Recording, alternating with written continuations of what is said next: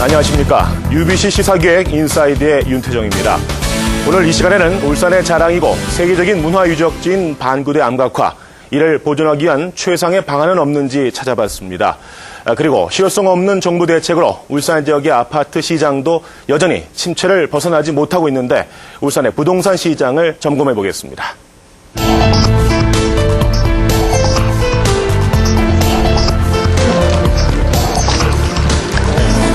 이렇게 가면 저 멀리까지 갈 수 있을 것 같아요. 훼손을 가급적 최소화시키는 방안이 뭐냐. 여기를 이제 1번으로 저는 본 거죠.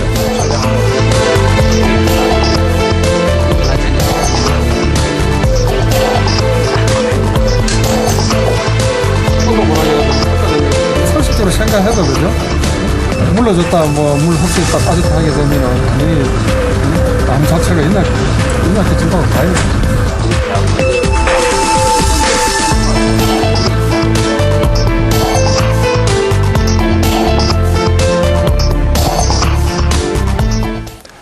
반구대 암각화를 어떤 방식으로 보존하느냐를 두고 논란이 끊임없이 제기되어 왔습니다. 이를 김태현 프로듀서가 취재해 왔습니다. 반구대 암각화 보존 방안 현재 어떻게 진행되고 있습니까? 네, 반구대 암각화는 현재 그 사연댐 때문에 1년의 절반 이상 물속에 잠겨 있습니다. 이걸 해결하기 위한 방법에 대해 그동안 이해 당사자인 문화재청과 수자원공사 그리고 울산광역시의 입장이 큰 차이를 보여왔는데요. 과연 어떤 방안들이 제시되어 왔고 왜 보존 대책이 마련되지 못했는지 살펴보겠습니다. 지난 5월 30일 울산의 새로운 자랑거리로 울산 암각화 전시관이 문을 열었습니다. 반구대 암각화와 천전각석의 1:1 실물 모형과 첨단 영상시설, 체험 공간을 갖췄습니다. 반구대 암각화 어떤 가치를 지녔을까요? 암각화는 울산의 상징이기도 하고 또 세계 문화유산으로서의 가치를 가지고 있는 한국의 몇 안 되는 그 유적 중에 하나이기도 하거든요. 특히 선사고대 유적 중에서는 세계 문화유산으로서의 가치를 가지는 게 두 가지밖에 없어요. 하나는 반구대 암각화고 하나는 이제 고구려 벽화 같은 것들이거든요. 반구대 암각화는 울주군 언양읍 대곡리 앞을 흐르는 대곡천변이 있습니다. 수천 년 동안 선사시대의 신비를 안고 있다가 약 40여 년 전에 발견되었습니다. 육지, 바다 동물과 사냥 그림을 포함해 75종류 200여 점의 그림이 그려진 세계적 유산입니다. 하지만 누구나 보고 싶을 때 보지 못합니다. 반구대 암각화는 한 1년에 그 우수기 때인 한 8개월 정도는 그 물에 잠겨가 있는 상태입니다. 그 이유는 바로 대곡천 하류에 건설된 사연댐 때문입니다. 지난 1965년 완공된 이 댐 상류 쪽에 반구대 암각화가 있는데 댐이 건설된 후 1971년에 발견되었습니다. 약 40여 년 동안 물속에 잠겼다 나오길 반복하고 있는 것입니다. 암각화가 어느 정도 잠기는지 알아보러 수자원공사 울산권 관리단을 찾았습니다.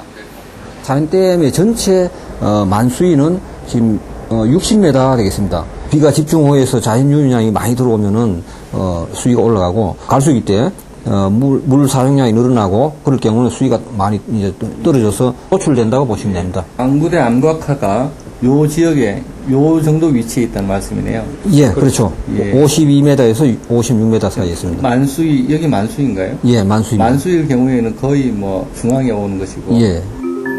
이렇게 물에 잠기는 암각화를 보존하기 위해 10여 년 전부터 본격적인 논의가 진행됐지만 진척이 없었습니다. 사연댐이 울산의 식수원이기 때문입니다. 우리 시의 지금 현재 원수 확보 능력은 총 39만 톤인데 이 중에 회화댐과 대암댐에서 약 17만 톤, 대곡댐과 사연댐에서 22만 톤을 차지하고 있기 때문에 대곡댐과 사연댐이 차지하는 비중은 우리 시 전체 원수 확보 능력의 절반 이상을 차지하고 있습니다. 문화재 보존과 식수 확보의 가치가 상충한 가운데 지난 2003년 울산광역시는 3가지 용역안을 제시합니다. 서울대 김수진 교수팀이 제시한 제1안은 사연댐 수위를 현재 60m에서 45.9m로 낮춰 홍수 때에도 암각화가 잠기지 않도록 하는 것으로 학계의 지시를 받는 안입니다. 제2안은 암각화 주변에 물막이 벽을 설치하고 암각화 앞 산을 절개해서 새로운 물길을 만드는 것인데 암각화도 지키고 식수도 확보하지만 대규모 토목공사가 따르는 방안입니다. 제3안은 차수벽을 설치해 암각화를 보호하는 것인데 설치비가 가장 저렴해 울산시가 지금까지 선호했지만 댐 기능 유지에 치우친다는 비판에 직면해 왔습니다. 차수벽일 경우에는 그 경관을 좀 다소 저해하는 부분이 있고요. 그 유로를 변경하는 방안에는 그 환경 훼손 문제가 심각하게 대두가 됩니다. 그리고 그 수위를 조절하는 방안은 그 우리 그 식순환 문제. 이런 가운데 울산광역시는 최근 제2안을 수정한 새로운 대안을 제시했습니다. 그래서 여기는 이제 환경이 제외되는 부분, 또 그 생활용수 부분, 또 자연경관 부분을 보완한 터널형 그 유로 방식을 검토 중에 있습니다. 터널형 유로 방식은 반구대 암각화에서 200여 미터씩 떨어진 물막이 벽을 치고 습지 쪽으로 새 물길과 터널을 뚫어 물길을 돌리는 방안입니다. 이 방안이 언론에 공개되자 문화재청은 바로 오해의 소지가 있다는 입장 표명을 합니다. 정해진 것이 없다는 겁니다. 아직까지 검토 중인 사항인데 마치 결정된 것처럼 그렇게 오해할 수 있는 부분이 있겠더라고요. 아직까지 문화재위원회 최종 심의를 해야 되는데 여기서 문화재청은 향후 반구대 암각화 보존 방안은 문화재위원회의 심의를 받아야 한다는 사실과 사연댐의 수위 조절이 근본적인 방안임을 밝히고 있습니다. 저희 청에서의 기본 원칙이라 그러면은 근본적인 어떤 대책을 마련하는 데 있어서는 물이 안 잠기도록 하는 게 이제 근본적인 대책인데 방법상의 문제는 논의를 거쳐서 최종적인 안이 도출이 돼야 되겠죠. 반구대 암각화를 항상 물 밖에 있도록 하려면 사연댐이 제 기능을 못하게 되고 이를 대체하려면 낙동강물을 이용해야 하는 실정이라고 합니다. 반구대 암각화 침수 방지를 위해서 사연댐 수위를 조절하게 되면 현재 낙동강 원수 의존도가 약 한 15% 정도에 해당되고 있습니다. 그런데 이제 사연댐 수위를 조절하게 될 경우에는 낙동강 의존도가 35%로 증가하게 됩니다. 사연댐 수위를 45.9m까지 낮추면 댐 용량의 70%가 줄고 하루에 6만에서 8만 톤의 물이 부족하게 된다고 합니다. 70% 물 자체가 담글 수 없고 나머지 가지고 운영을 해야 되는데 거기 그 댐의 저류부에 있기 때문에 댐에 이때까지 퇴적된 심연물이라든지 우리 지역 자체가 망간의 성분이 조금 있습니다. 산의 암질 자체가 그런 용출암들이 녹아서 있는데 그런 부분들이 저기 있을 때 결국 수질이 또 악화를 가져오고 뭐 이런 것들을 대비했을 때 사연댐은 보존이 돼야 된다. 반구대 암각화 이런 사연으로 지금까지 물 밖으로 나오지 못하고 있습니다. 네, 결국 그 반구대 암각화 보존 방식과 관련된 논란은 울산 지역의 상수원 확보와 밀접한 관계를 가지고 있다라고 볼 수 있겠는데 그래서 논란이 더 가중되는 것이겠죠? 예, 그렇습니다. 반구대 암각화를 원형 그대로 보존하자는 것 못지않게 울산 지역 자체 식수원 확보도 중요하기 때문인데요. 네. 반구대 암각화 보존을 위해서는 사연댐의 수위를 낮추는 것이 제일 좋은 방안입니다. 이럴 경우 대체 상수원으로 수질 나쁜 낙동강물을 시민들이 어떻게 받아들일까 하는 문제가 있습니다. 또 인근 밀양댐의 물을 받아들이는 방안도 있지만 이것도 지방자치단체 간의 협의가 필요한 상황이기 때문에 이 또한 쉬운 문제는 아니죠. 그래서 현재 제기된 방안 외에 또 다른 해결책이 없는지 전문가와 함께 현장을 직접 나가 살펴봤습니다. 지난 7월 1일 취재팀은 현재 반구대 암각화의 상태를 직접 점검해 보기로 했습니다. 수자원공사의 협조를 얻어 배를 타고 반구대 암각화에 접근할 수 있었습니다. 최근 내린 비로 암각화는 물에 잠기고 있었습니다. 지금 어느 정도 잠겨 있는 건가요? 지금 54.1 정도 되거든요. 50반 정도 잠겨있다고 보시면 돼요. 절반요. 절반 잠겨. 저 위에 하얗게 보이잖아요? 예. 저까지는 다 잠깁니다. 꼭지가 하얗게 되어 있고. 올라가는 것만. 근데 그게 물름인데 홍수기에는 그것보다도 2m씩 넘게 올라가죠. 40년 넘게 물이 들고 난 흔적이 암각화 바위 곳곳에 진하게 남아 있었습니다.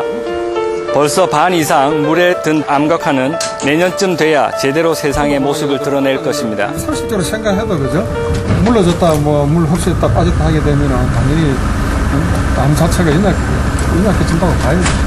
겨울 되면 얼음이 얼었을 때, 확 녹을 때 그 압력이죠, 압력. 얼음이 녹을 때 그게 가장 위험한. 그리고 탈각이 많이 되었죠, 옛날보다는. 실제로 겨울에 촬영된 방구대 암각화는 하얀 얼음이 바위 곳곳에 붙어 있었습니다. 이것이 녹으면서 치명적인 상처를 준다는 것입니다. 이게 지금 그림 자체가 굉장히 희미해졌죠. 옛날보다. 저런 게 떨어져. 한두 군데가 아니고 수십 군데더라고요. 전체를 이제 보니까. 그림도, 예, 무슨 부여. 옛날에 굉장히 선명했었죠. 훼손이 심해지고 있고 사연댐 수질도 나빠져 암각화에 영향을 준다고 합니다. 귀신골에 이제 새끼 엎고 있는 것인데. 고 있는데, 예. 이런 것이 이는 다 탈락된 겁니다. 떨어진 거죠. 예. 떨어진 겁니다. 이런 구멍이 있잖아요, 구멍이. 그 샌데서 구멍이 떨어진 거. 그거로 좀 떨어져 나가면. 저 구멍으로 이제 물이 들어가게 되고, 이제 겨울에 이제 얼고 그러면 이제. 그렇죠. 그리고 압축, 평창 당기고. 이런 상태에서는 어떤 방법이든 대책을 서둘러야 한다고 입을 모으지만 현실적인 해법에는 여전히 차이가 있습니다. 원래 우리나라는 이 근본적인 대안은 말은 안 하는 상태거든요. 대한민국이 되게 그래요. 근데 일단 문제가 되면은 그거 응급 처리합니다, 분명히. 이 입장에서는 울산시의 수정안도 차선책일 뿐 최선은 아니라고 합니다. 최선책을 위해 협의하지 않고 차선책만 검토한다고 비판합니다. 이런 문제가 나왔을 때 제일 좋은 문제 쪽으로 포인트를 잡으면 됩니다. 그런데 많은 분들은 그 최고 좋은 안보다도 현실적인 문제를 핑계를 대죠. 핑계보다도 그럴 수는 있죠. 그런데 저는 제일 좋은 문제를 두고 그래 맞추면은 충분히 가능하다고 봅니다. 6만 내지 8만 톤의 그 부족 양은 미래의 부족량을 말씀드린 게 아니라 현재 상황을 말씀드린 거거든요. 그렇다고 하면은 좋다 그러면은 6만 내지 8만 톤을 이 지역에서 어디서 수자원 확보를 하자. 그 기간이 짧게는 5년, 길게는 그 이상 걸릴 경우에 이것은 결국 훼손이 되고 있으니까 우선 하루라도 빨리 이게 말씀하신 대로 잠겨 있으면 손상이 된다고 하니까 훼손을 가급적 최소화시키는 방안이 뭐냐. 여기를 이제 1번으로 저는 본 거죠. 이렇게 대치되는 두 가치는 나름대로 논리적 일관성과 설득력을 지니고 있습니다. 하지만 근본적으로 문화재를 바라보는 시각의 차이가 있습니다. 울산광역시는 이 일대를 문화관광 자원으로 개발하려는 욕구를 숨기지 않습니다. 저희들 입장에서는 그렇습니다. 방구대 암각화를 빠른 시간 내에 보존 대책이 확정이 되고 또 보존 방안이 나오고 이곳이 참 전국적으로 관광 명소가 될 수 있는 곳으로 빨리 조성이 됐으면 좋겠습니다. 논란에도 불구하고 이미 울산광역시는 반구대 진입로, 주차장, 전시관들을 잇따라 개장해 관광상품으로 개발하는 작업을 진행하고 있습니다. 학계의 의견은 이와 다릅니다. 실제로 그 보존상의 문제가 제기되고 나서도 사실상 그 울산시 같은 경우에도 보존에 관한 방안을 한번 용역을 준 이후에는 실제적인 보존과 관련한 조치를 취한 적이 없습니다. 그래서 오히려 이 관광 개발과 관련한 관심 또 어떤 유적지로서의 접근성 이런 걸 확보하는 데만 관심을 쏟아서 상당 부분 이제 예산을 투입하고 이런 일들을 하면서 주변을 가꾸어 나갔지만 정작 그 핵심인 이 반구대 암각화의 보존 문제에 대해서는 진전이 없었던 거죠. 실제로 학계에서는 반구대 암각화 바위 자체만을 문화재로 보는 것이 아니라 상류에 있는 천전리 각서까지 포함한 대곡천 일대를 선사문화유적으로 봐야 한다는 입장입니다. 세계문화유산 등재 조건 중에 가장 중요한 부분은 이 진정성이라는 용어로 정의될 수가 있습니다. 이 진정성이라는 건 구체적으로는 이 어떤 유적이 존재하고 있을 때 그 유적의 원형과 주변 환경, 자연 환경이죠. 그것이 가장 잘 보존되어 있는 상태를 진정성이라고 말을 합니다. 그래서 그 선진국의 암각화 유적들은 뭐 프랑스나 이탈리아나 스페인이나 미국 같은 경우는 암각화 유적으로 접근하는 접근로를 공식적으로는 만들질 않습니다. 물론 울산시도 이 일대를 선사유적으로 가꾸려고 노력하지만 더 엄격한 기준으로 접근해야 한다는 것입니다. 대규모 토목공사는 배제해야 한다고 말합니다. 그렇다면 지금까지 제시된 방안으로만 보존 대책을 마련해야 하는 걸까요? 또 더 될 테니까 뭐 한 300만 원까지 이것도 수정 가능한 거죠. 이게 노선이나 규모나 이런 것도 다 바뀌어야 될 겁니다. 문화재 보존의 어떤 그런 측면에서 그런 부분이 이제 지금 의견이 좀 뭔가 각계각층의 어떤 의견을 이제 반영이 좀 돼야 되는데 그런 부분이 반영이 안 되고 실무자실에서 어떤 노선을 정하다 보니까 이러는데 일단 검토 단계죠. 각계각층의 의견을 반영해서 조금만 이제 뭐 얼마나 수준이니까 보완 가능. 그렇다면 지금까지 제시된 용역안 외에는 다른 대안이 없는 걸까요? 아이디어 수준이긴 하지만 현장에서 대안을 찾아봤습니다. 넘어가는 지역도 되나요? 그렇습니다. 집중 호우시라든지 비가 많이 올 적에 며칠 정도 물이 잠기는 것을 우리가 감수를 한다 그러면은 최대한도로 우리가 확보할 수 있는 수위가 이게 암각화 밑에는 52연선이 되겠습니다. 52m까지는 상시 만수위에 의해서 물을 확보를 하고, 그 다음에 이제 여기 암각화 있는 부분이 그러면은 집중호우 시에 이제 홍수시 물이 넘어가는 부분에 의해서 물이 며칠 잠길 텐데, 그거는 큰 비가 와도 하루 이틀 정도는 물에 잠기면 되는 거니까. 그럼 1년에 서너 차례다 그러면은 최대한도로 확보 가능한 게 52m까지는 우리가 물을 활용이 가능하겠다라는 개념입니다. 사연댐 수량을 당초보다 좀 높여 물 소실분을 줄이고 사회적 합의를 통해 비용이 들더라도 상류 대곡댐으로 물을 일부 펌핑하거나 낙동강물, 밀양댐 물 등을 이용하는 방법도 불가능한 것은 아니라고 합니다. 이런 논란이 오가는 가운데 반구대 암각화는 오늘도 계속 물속으로 잠겨가고 있습니다.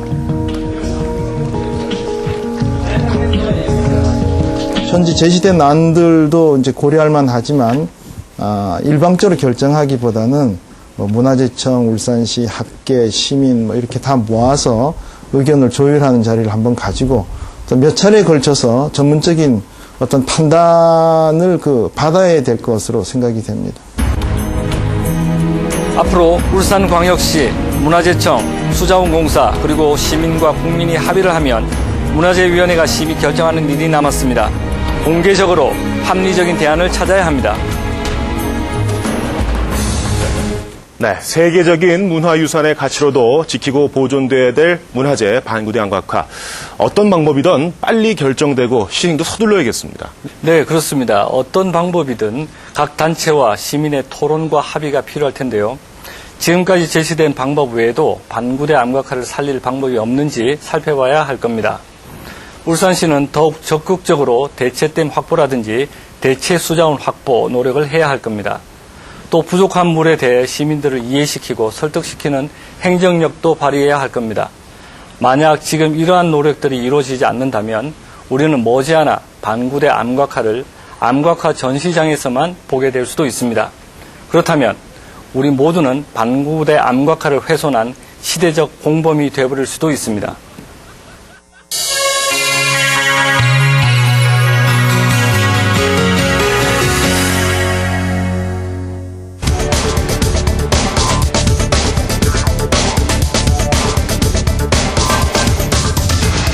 시공사들은 앞으로 아파트는 보화 상태가 된다는 걸 이미 그렇게 읽었다는 거예요. 그렇기 때문에 브랜드를 내걸기 시작하고 그전에 브랜드 필요 없었지 않습니까?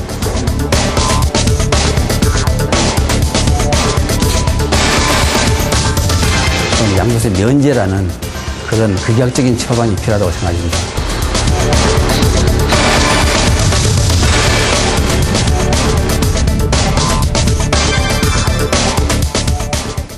네, 현재 전국의 미분양 아파트가 13만 가구를 육박하고 있고 울산에도 주인을 찾지 못한 아파트가 9천 세대를 넘어섰다고 합니다. 이것은 외환위기 때보다 더 높은 수준이라고 하는데 지금 울산의 아파트 시장은 어떻고 이러한 상황에 놓이게 된 이유는 무엇인지 예재산 프로듀서가 취재를 하고 왔습니다. 네, 분양가 1,000만 원 시대를 넘어서면서 화랑세를 이어가던 울산의 아파트 시장이 지금은 침체에서 벗어나지 못하고 있습니다. 울산 곳곳에서 미분양 아파트가 대거 발생하고 있기 때문인데요. 신규 물량은 쏟아지고 있는데 반해서 기존의 아파트 분양률은 지지부진한 상황이어서 이런 악순환이 계속되고 있는 것입니다. 한때 울산하면 수도권에서도 분양이 잘 되는 곳으로 유명할 만큼 그렇게 참 분위기가 좋았는데 사뭇 예전과는 좀 다른 모습이네요. 네, 그렇습니다.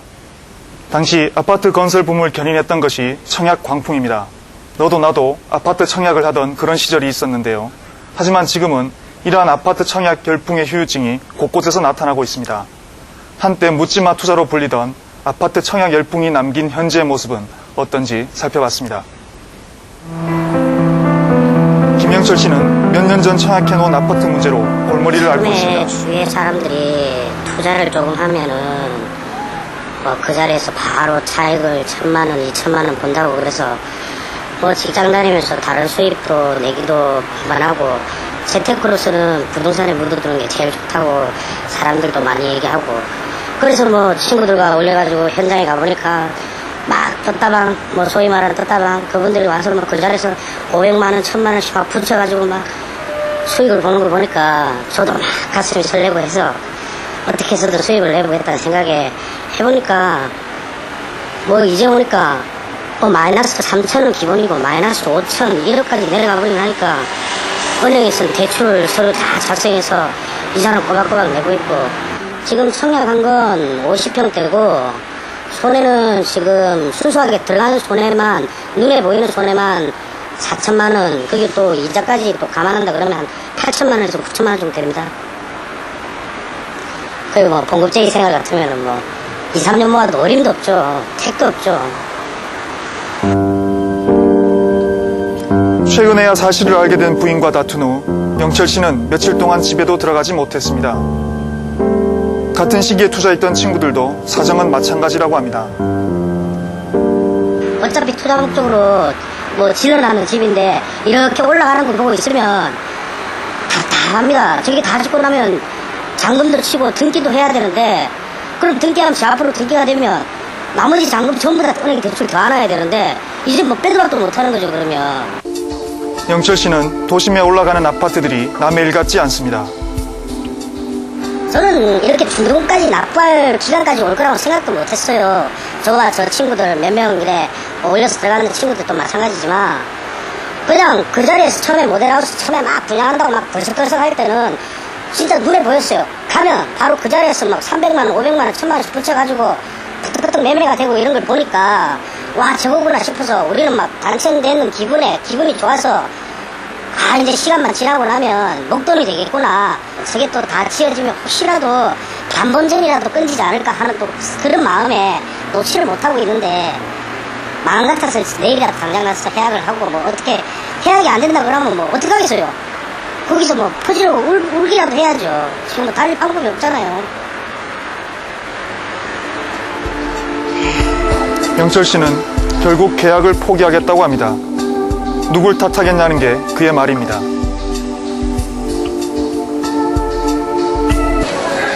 수년 전 안 하면 바보가 되었던 수도권의 청약 열기는 그대로 울산으로 전해졌고 외지에 있었던 소위 떴다방들도 울산으로 몰려들었습니다. 잡고 보자, 걸리고 보자라는 생각이 먼저이고 자금을 감당해낼 수 있는가라는 상식적인 생각은 뒷전이었습니다.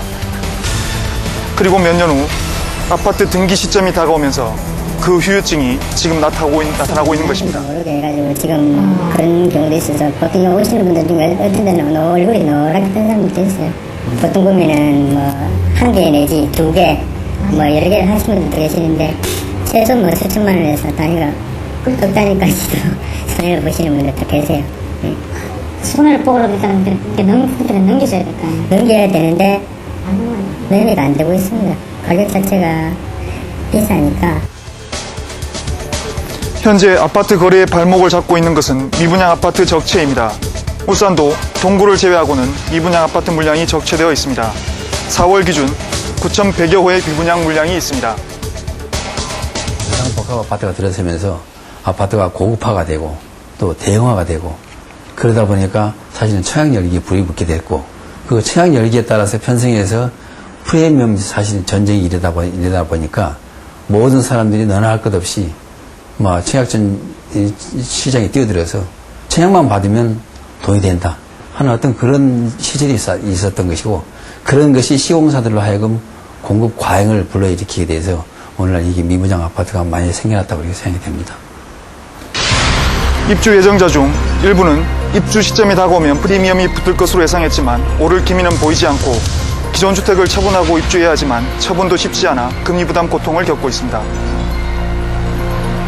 살고 있는 집을 내놓은 상태인데 집을 거의 보러오는 사람도 없고 시세보다 싸게 내놨는데도 불구하고 보러오는 사람도 없고 그 집이 빨리 팔려야 제가 이사갈 집에 잔금을 내고 또 제가 대출을 많이 받았기 때문에 그 대출 이자를 빨리 좀 줄이기 위해서라도 집이 빨리 지금 살고 있는 집이 팔려야 되는데 그게 안 팔리니까 많이 답답하고 초조한 상태죠.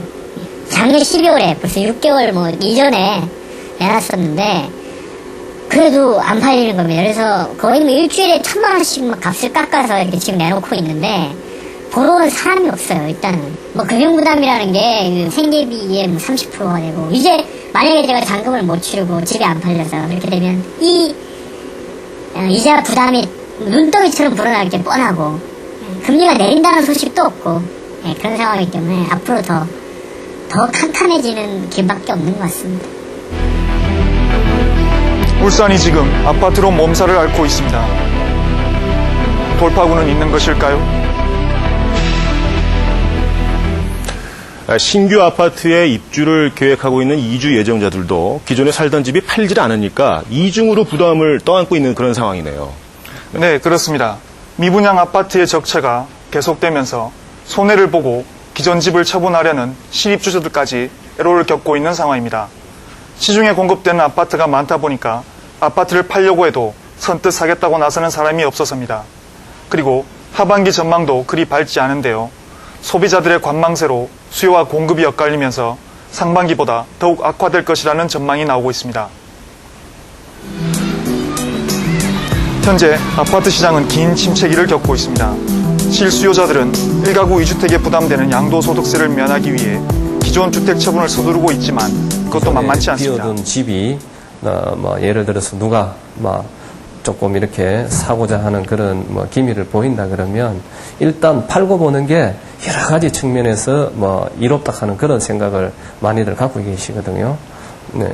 그런 차원에서 이제 기존 아파트에 대한 매매 시세 내지는 매매 가격이 다소 지금 조금 하락이 되는 대단지 신규 입주 단지의 그 주변에 있는 아파트들에 국한해 가지고 그런 현상들이 간혹 생기는데 그거는 아파트 입주가 완전히 해소되면 시간이 지나면은 그러한 그 매매 가격 하락 현상은 다소 이제 완화는 될 거예요. 올 하반기 분양 대기 물량은 북구에만 3,500에서 4,000여 호입니다. 하지만 현재 아파트 시장 상황에서 대부분의 건설사들이 대기 상태인 지금 이 물량이 다 공급될지는 미지수입니다. 북구지역처럼 이제 새롭게 구가 되다 보니까 개발 가용지가 좀 있는 데는 이제 계속 이 신규 아파트 개발 사업이 벌어져가지고 한쪽에만 이제 아파트가 집중되는 주택 보급률을 뛰어넘어가지고 또 이런 문제들이 있는데 이런 거는 관에서 사실은 계획적으로 조성했어야 되는 거죠. 이제 민간에게 개발 사업이 맡겨져 있다 보니까 전체 총량이 어느 지역에 얼만큼 짓겠다, 울산에 얼만큼 집이 필요하다는 그 답이 사실 지금 제대로 안 나와 있습니다. 현재 중대형 아파트들의 상황은 더 심각합니다. 남구의 공인중개사 얘기를 들어보았습니다. 작은 평수 같은 경우는 예를 들어서 여기 서울 제평이죠.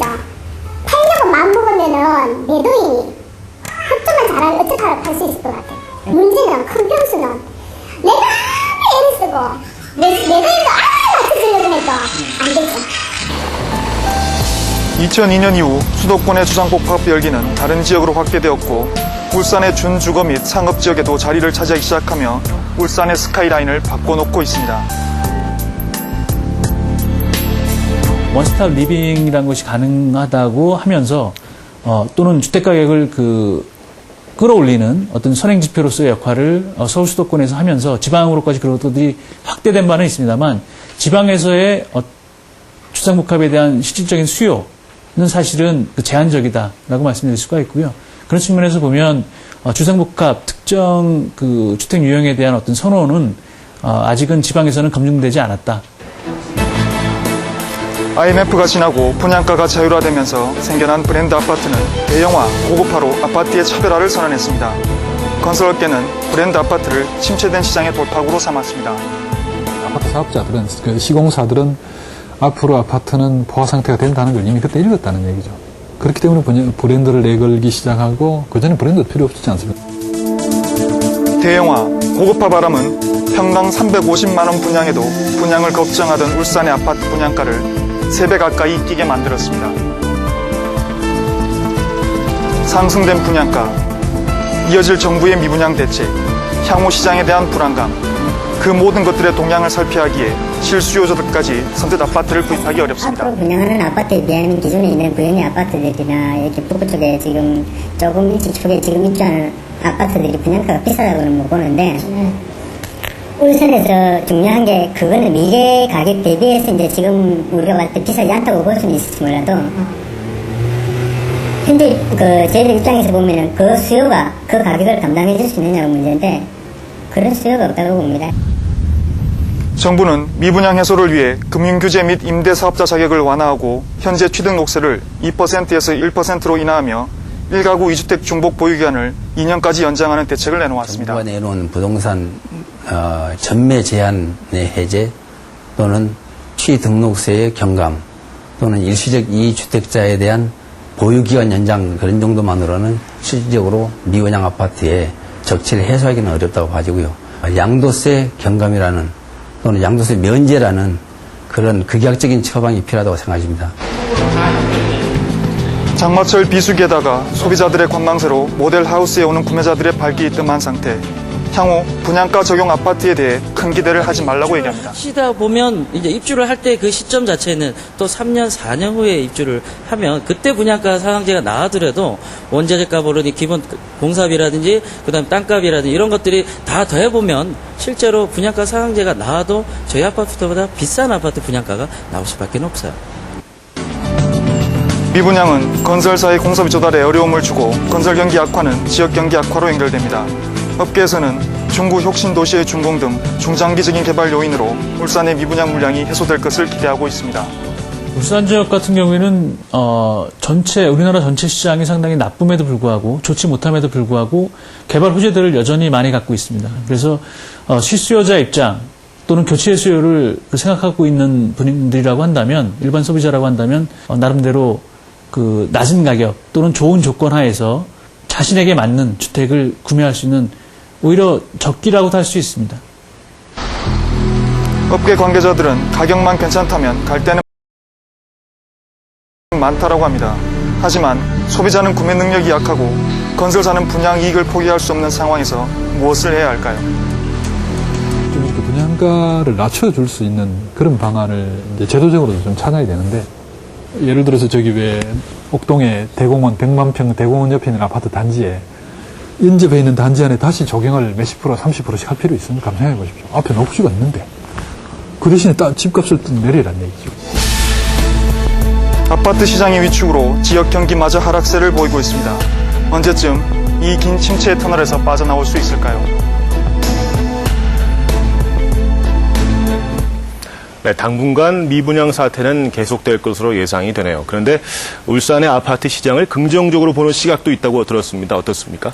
네, 그렇습니다. 울산의 건설업계에서는 그나마 울산이 분양시장이 낮다고 판단하고 있습니다. 분양가 상한제를 피하기 위해서 건설업체에서 한꺼번에 넣은 물량으로 곤란이 크다고 생각하고 있는 것입니다. 그리고 울산은 개발 호재가 많은 곳이기 때문에 물량만 해소되면 앞으로 나아질 것으로 보고 있습니다.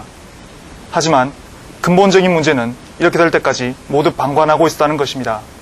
주택은 적정한 수량이 공급되어야 하고 또 있어야 할 위치에 있어야 합니다.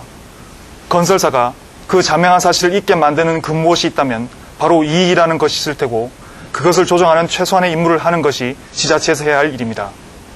네, 국민 대다수가 가지고 있는 것이 바로 내 집 마련의 꿈일 것입니다. 하지만 저렇게 많은 미분양 아파트가 있는데도 불구하고 정작 내가 살 곳이 없는 그런 일이 지금 우리 눈앞에서 펼쳐지고 있습니다. 정부에서는 실수요자들의 피부에 와닿는 제도 개선을 통해서 적체되고 있는 미분양 아파트를 해소하고 시장 흐름을 제대로 파악하는 현명한 눈을 길러야 될 것 같습니다. 다음 이 시간에 UBC 시사기 인사이드 찾아뵙겠습니다.